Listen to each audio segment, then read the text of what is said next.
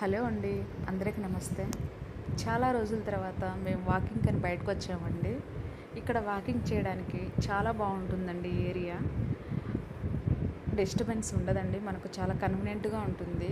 మేము స్ట్రైట్గా వెళ్ళాలని అనుకున్నాము, కానీ మా పిల్లలు మమ్మీ ఇక్కడ ఉసిరికాయ చెట్టు ఉంది, ఇక్కడికి వెళ్దాం మమ్మీ, ఇటు వెళ్దాము అనేసరికి మేము ఇలా టర్న్ తిరిగామండి. వెళ్తూ ఉంటే అండి ఇక్కడ నిజంగానే అండి ఒక పెద్ద చెట్టు ఉందండి. ఇప్పటివరకు చూడలేదు. చూసాం కానీ మేము చూసినప్పుడు కాయలు లేవండి. ఈసారి మాత్రం ఫుల్ అండి, ఎంత ఫుల్ అంటే అంత ఫుల్గా ఉన్నాయి. చెట్టు నిండా కాయలు. ఆ కాయలు చుట్టంగానే నాకు నా చిన్నప్పటి జ్ఞాపకాలు చాలా గుర్తొచ్చాయండి. ఈ కాయల కోసం ఎలా తన్నులు తిన్నాము అండి మేమైతే. మా పిల్లలు కింద పడిన కాయలు వేరుకుంటూ ఉన్నారండి. అపార్ట్మెంట్ ఓనర్ వచ్చి, ఎందుకమ్మా కిందవి వద్దు, మీకు ఎన్ని కావాలో అన్ని కోసుకో అన్నారండి.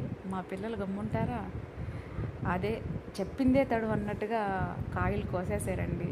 ఒక కవర్కి పాపం కవర్ కూడా ఇచ్చారు ఆయన. కవర్ నిండా కోసుకొని ఇంకా వాకింగ్ కూడా కంటిన్యూ చేయలేదండి, ఇంక ఇంటికి వచ్చేసాము. వాళ్ళు వాటిని అట్లా గుట్టిగా ఉప్పు వేసుకొని తినడం స్టార్ట్ చేశారు.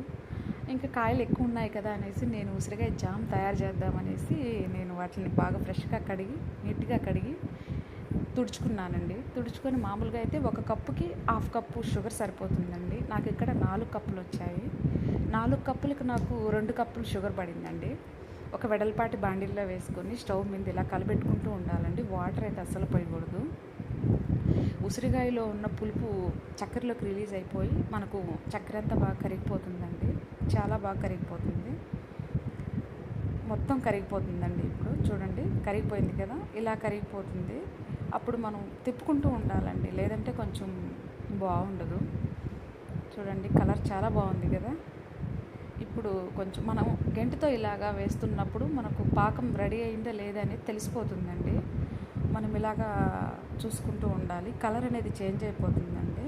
చేంజ్ అయిపోయిందంటే మనకు పాకం కూడా రెడీ అయిపోయింది అన్నట్లండి. మనకు చూడండి ఎంత బాగుందో, బబుల్స్ వస్తూ చాలా బాగుంది కదండి. ఇలా పాకం తెలిసిపోయిందండి అంటే మనకు ఆల్మోస్ట్ ఆల్ రెడీ అయిపోయింది. ఈ ప్రాసెస్ మనకు 20 నుంచి ఒక 30 మినిట్స్ పడుతుందండి మొత్తం జామ్ రెడీ అవ్వడానికి.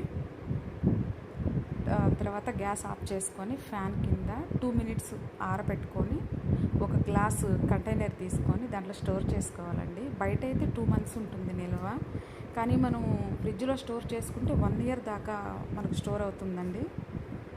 ఉసిరిగా ఎంతో రుచిగా ఉంటుందండి. ఇది చాలా బాగుంది. మేమైతే ఫస్ట్ టైం తినడం ఇలాగా.